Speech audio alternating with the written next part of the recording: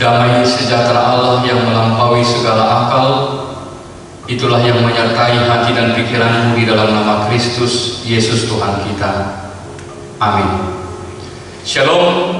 Bapak Ibu sekarang dikasih oleh Tuhan, mari kita membaca firman Tuhan bagi kita untuk minggu ini yang tertulis dari kitab Yeremia pasal 17 ayat 12 sampai dengan ayat yang ke-18. Saya akan membacakan firman Tuhan untuk kita. Yeremia 17 ayat 12 sampai 18.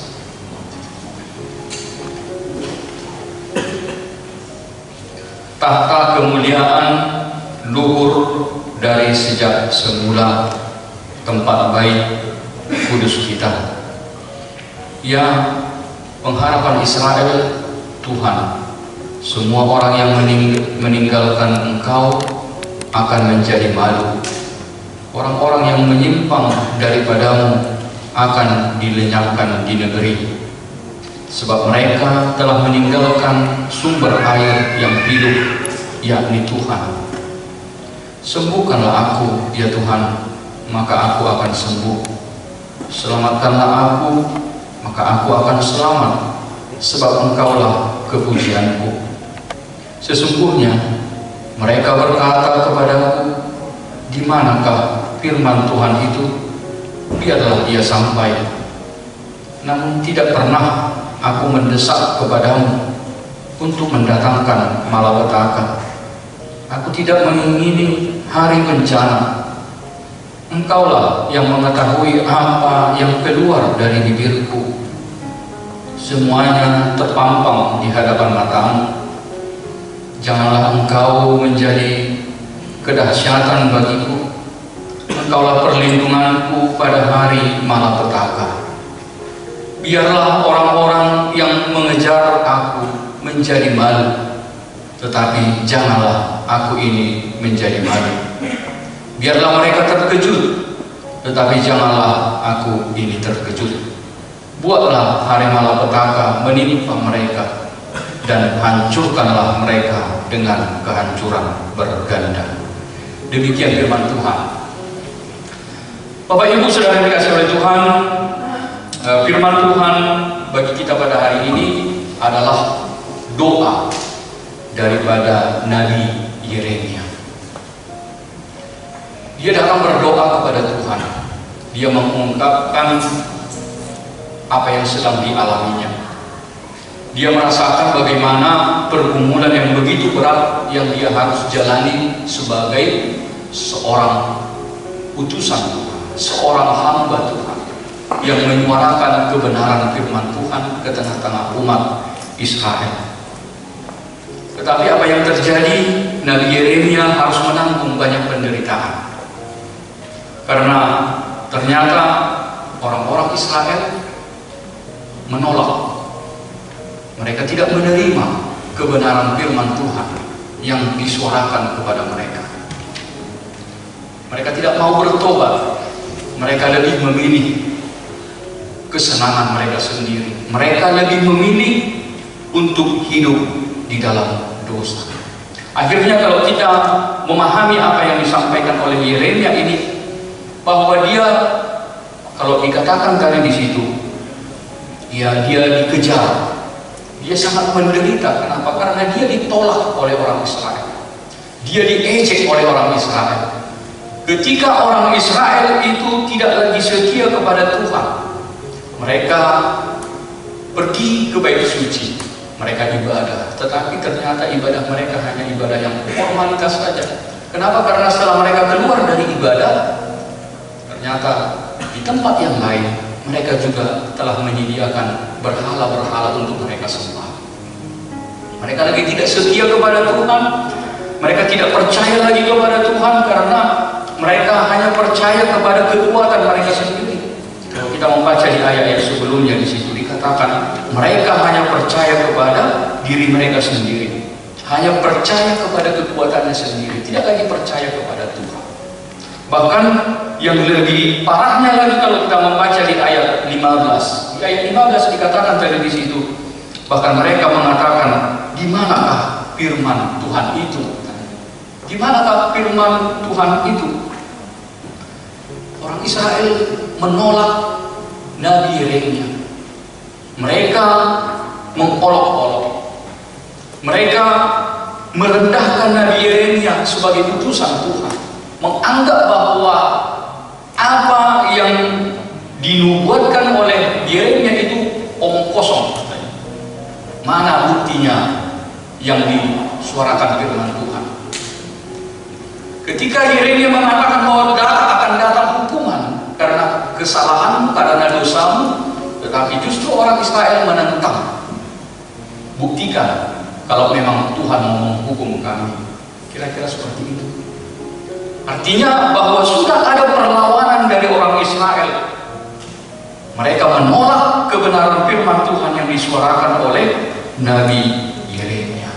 Maka Bapak Ibu Saudara yang dikasihi oleh Tuhan, inilah pergumulan yang berat yang dihadapi oleh Yeremia. Dia harus menanggung penderitaan, dia dikejar, dia diolok-olok, dia direndahkan oleh orang Israel. Dan apa yang mau disuarakan oleh firman Tuhan bagi kita pada minggu ini? Sebenarnya fokus kita bukan mau berbicara tentang bagaimana dosa orang Israel itu, tetapi sesuai dengan topik daripada minggu kita hari ini, mau mengarahkan kita melalui firman Tuhan pada saat ini kepada Nabi Yeremia. Kita mau fokus kepada Nabi Yeremia. Bagaimana Yeremia mengambil sikap? Bagaimana Yeremia memiliki iman ketika menghadapi sebuah pergumulan yang berat di dalam kehidupannya? Itu yang mau kita perdalam dari firman Tuhan bagi kita pada saat ini.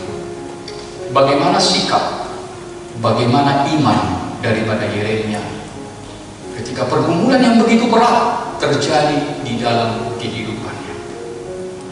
Maka mari Bapak Ibu Saudara dikasih oleh Tuhan, kita melihat apa yang mau disuarakan oleh firman Tuhan juga bagi kita. Yang pertama, sikap di dalam merespon pergumulan di tengah-tengah kehidupan daripada Nabi Yeremia. Di sini ditunjukkan tadi bahwa Yeremia datang kepada Tuhan. Itulah sikap, tindakan yang terbaik ketika di dalam pergumulan. Yang dilakukan oleh Yeremia adalah datang berdoa kepada Tuhan, sujud ke hadapan Tuhan, sujud di dalam kemuliaan Tuhan. Dia mau mengungkapkan semua apa yang dia rasakan. Dia mengungkapkan semua apa yang ada di dalam hatinya.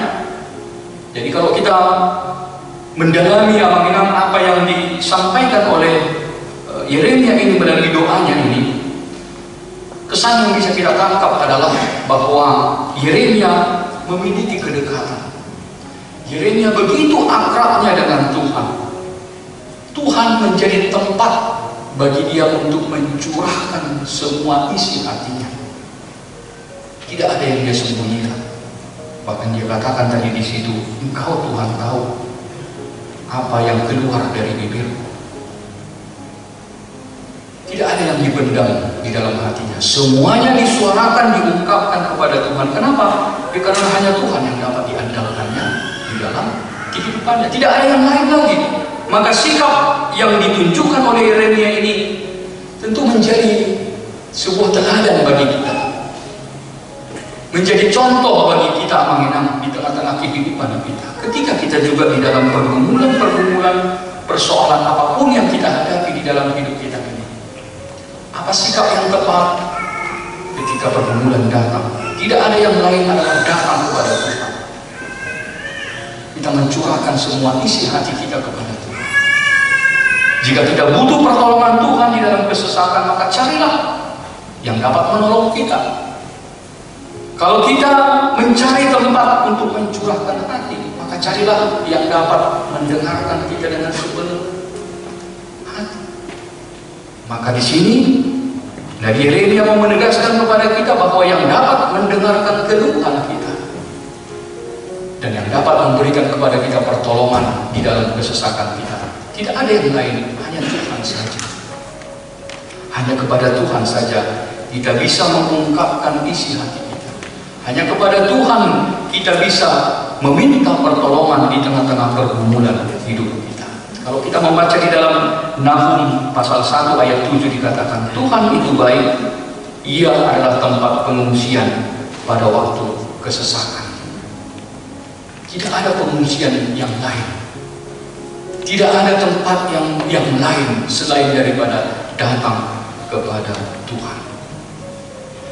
Hanya kepada Tuhanlah tempat terbaik bagi kita untuk mencurahkan segala isi hati kita. Hanya Tuhan yang tempat terbaik di dalam hidup kita untuk mengungkapkan semua apa yang ada di dalam hati dan pikiran kita, apa yang sedang kita rasakan, apa yang sedang kita pergumulkan di dalam kehidupan kita ini.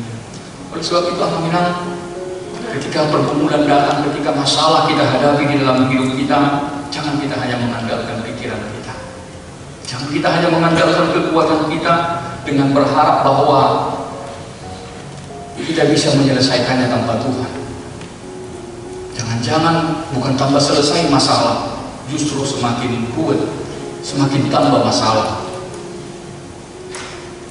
Sekecil apapun itu, sekecil apapun persoalan yang kita hadapi, jangan kita menyepelekan, jangan kita merendahkan kuasa Tuhan di dalam hidup kita.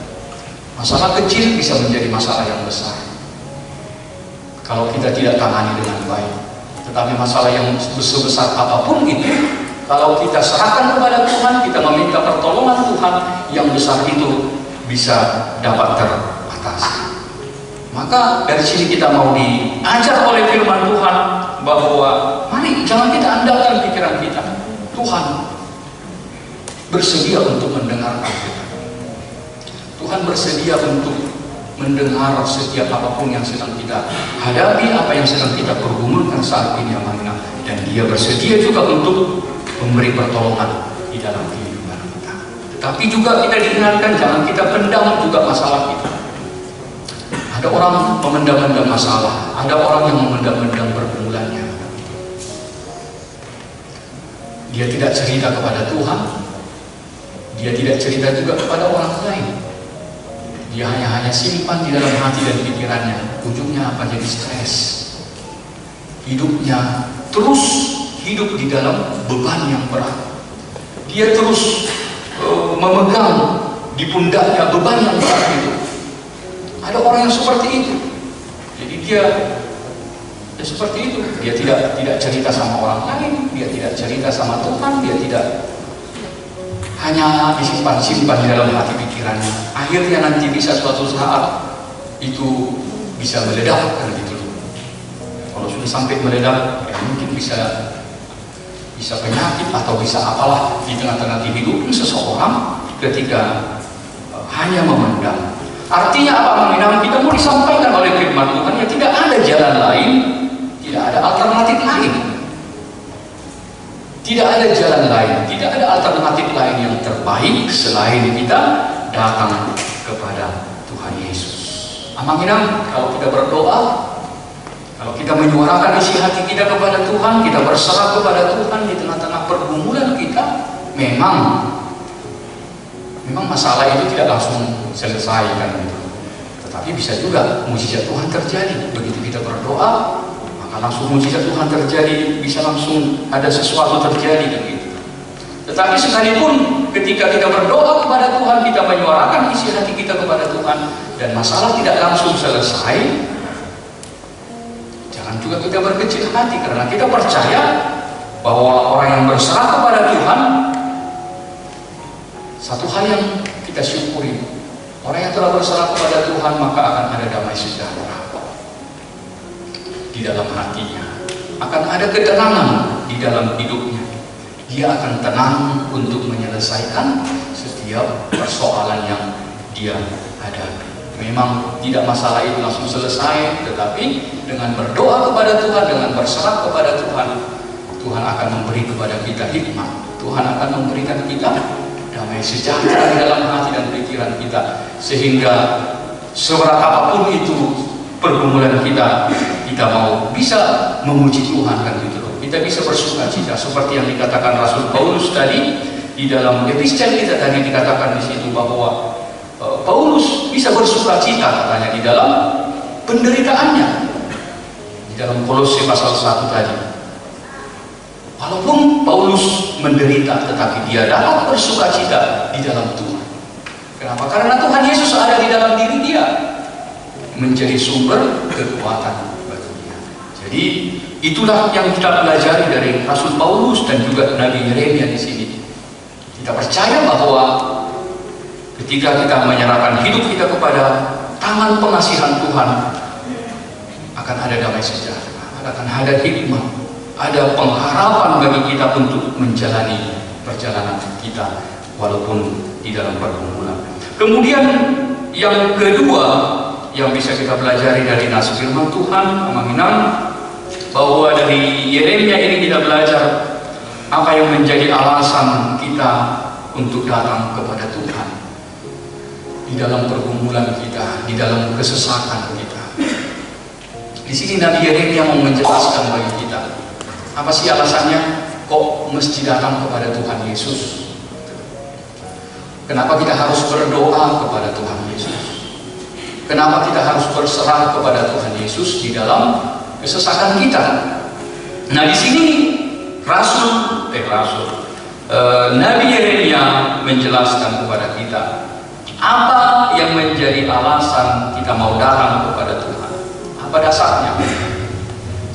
Dikatakan di ayat 13 bahwa Tuhan adalah sumber air hidup. Karena Tuhan adalah sumber air hidup, itu adalah alasan kenapa kita harus datang kepada Tuhan. Kita mengingat apa yang dikatakan oleh Tuhan Yesus. Kalau kita baca di Yohanes 4, Yesus mengatakan bahwa hanya pada Tuhan Yesuslah ada air hidup. Hanya Dialah yang dapat memberikan air kehidupan, yang dapat melegakan kita di dalam kehidupan kita ini. Jadi ketika dikatakan bahwa Tuhan adalah sumber air hidup, sama seperti makhluk hidup yang membutuhkan air untuk bertahan hidup, seperti orang yang membutuhkan air di dalam kedahagaannya, di dalam kehausannya. Seperti itulah pentingnya Yesus di dalam kehidupan kita. Begitu pentingnya Yesus di dalam kehidupan kita, karena dikatakan di dalam firman Tuhan, Dialah sumber air kehidupan. Hanya dari Tuhan Yesuslah kita mendapatkan sumber air kehidupan tadi. Maka dalam perjalanan kehidupan kita, banyak hal yang bisa membuat kita haus, banyak hal yang membuat kita dahaga, banyak hal yang membuat kita letih, lesu di tengah-tengah kehidupan ini. Kita membutuhkan air hidup, kita membutuhkan sesuatu yang menyegarkan kehidupan kita. Dan firman Tuhan berkata kepada kita, datanglah kepada Yesus, karena Dia adalah sumber air kehidupan. Amin. Jika kita datang kepada Tuhan Yesus di dalam pergumulan kita, maka digambarkan di sini kita sama seperti orang yang sedang kehausan, seperti seorang yang sedang dahaga, membutuhkan air, dan itu hanya dapat kita terima dari Tuhan kita Yesus Kristus. Kalau kita datang kepada Dia supaya kita dilegakan dari kehausan kita, dilegakan dari setiap apapun yang membuat kita letih dan lesu di dalam kehidupan kita. Dan Tuhan Yesus juga mengingatkan kepada kita bahwa sumber air hidup itu hanya ada satu, tidak ada yang lain. Sumber air yang benar-benar memberi kehidupan sampai kehidupan yang kekal itu hanya ada ditemukan di dalam Tuhan kita Yesus Kristus. Artinya apa, Aminah? Sumber berkat, sumber kebaikan, sumber pertolongan hanya datang dari Tuhan Yesus,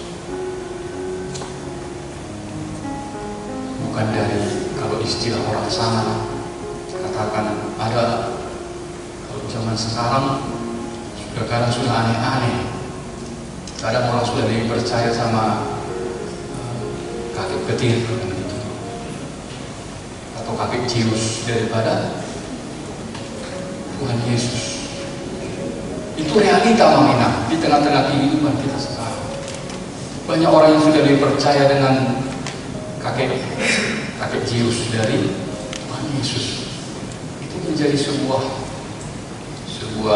pergumulan di tengah-tengah kehidupan kita saat ini. Kita mau diingatkan sumber air hidup, sumber berkat, sumber kebaikan itu datang sama Yesus. Jangan kita percaya kepada sesuatu yang tidak membawa kebaikan di dalam hidup kita. Oleh sebab itulah mengenai itu yang pertama mau disampaikan firman Tuhan. Apa alasan kenapa kita harus percaya kepada Yesus? Ya karena Dia adalah sumber, Dia adalah mata air kehidupan bagi kehidupan kita. Kemudian yang kedua, alasan yang disampaikan oleh Yeremia di sini kenapa kita harus menyerahkan hidup kita kepada Tuhan, dikatakan di ayat 14. Sembuhkanlah aku ya Tuhan, maka aku akan sembuh. Selamatkanlah aku, maka aku akan selamat. Ini adalah pengakuan iman Yeremia, pengakuan iman yang dia sampaikan. Pengakuan iman mengatakan, sembuhkanlah aku, maka aku akan sembuh. Selamatkan aku, maka aku akan selamat. Artinya, apa yang mau disampaikan bagi kita, kepastian hanya dapat di dalam Tuhan. Kepastian itu hanya ada di dalam Tuhan. Sembuhkanlah aku, maka aku akan sembuh. Selamatkan aku, maka aku akan selamat. Itu adalah sebuah kepastian. Dan kepastian itu hanya didapatkan di dalam diri daripada Tuhan Yesus Kristus. Jadi kalau ada yang pasti, kenapa kita harus cari yang tidak pasti kan gitu? Kalau sudah ada yang pasti, kok kita harus capek-capek? Kok kita mesti repot-repot cari yang tidak pasti? Yang udah kepastian pasti-pasti aja. Yesus sudah pasti menjadi sumber berkat. Yesus sudah pasti menjadi sumber kebaikan bagi kita. Ya kepada Dia lah kita datang. Gak usah menebak-nebak, gak usah menerka-nerka, berusaha mencari jalan yang lain. Tidak ada. Datang sama Yesus. Hanya kepada Yesus kita mendapatkan segala kebaikan dalam hidup kita. Artinya di sini kita mau diajak bagaimana kita mau mengimani Tuhan Yesus di dalam kehidupan kita.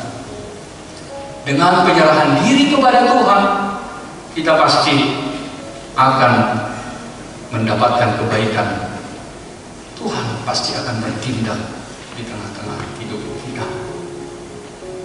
Itu yang kita yakini. Kalau kita berserah kepada Tuhan, maka Tuhan akan berbuat. Itu adalah sebuah kepastian. Itu adalah jaminan yang mau disampaikan kepada kita. Orang yang berserah kepada Tuhan, maka Tuhan juga akan berbuat di tengah-tengah kehidupan. Yang walaupun, kembali lagi walaupun, ya jawaban Tuhan itu berbeda dengan apa yang kita harapkan kan gitu. Bisa berbeda dari apa yang diharapkan. Tetapi satu kepastian kita percaya, ya kembali lagi yang terbaik dalam hidup kita itu yang akan Tuhan berikan. Tuhan yang lebih tahu apa yang terbaik dalam hidup kita. Tetapi kepastian mau disampaikan kepada kita bahwa ketika kita berserah kepada Tuhan, maka Tuhan juga akan berbuat. Dia akan bertindak. Dia akan melakukan sesuatu atas kehidupan kita. Maka dari situ amanah, jangan ragu-ragu. Jangan ragu-ragu. Tidak ada tempat curhat yang terbaik selain daripada datang kepada Tuhan Yesus. Tidak ada tempat kita mencari pertolongan yang pasti selain daripada kita mau datang kepada Tuhan Yesus. Selebihnya percayakan sama Tuhan. Kita percaya Tuhan akan bekerja, Tuhan akan bertindak sesuai dengan kehendaknya. Dia akan memberikan kebaikan di dalam hidup kita. Amin. Tuhan Yesus memberkati. Kita berdoa.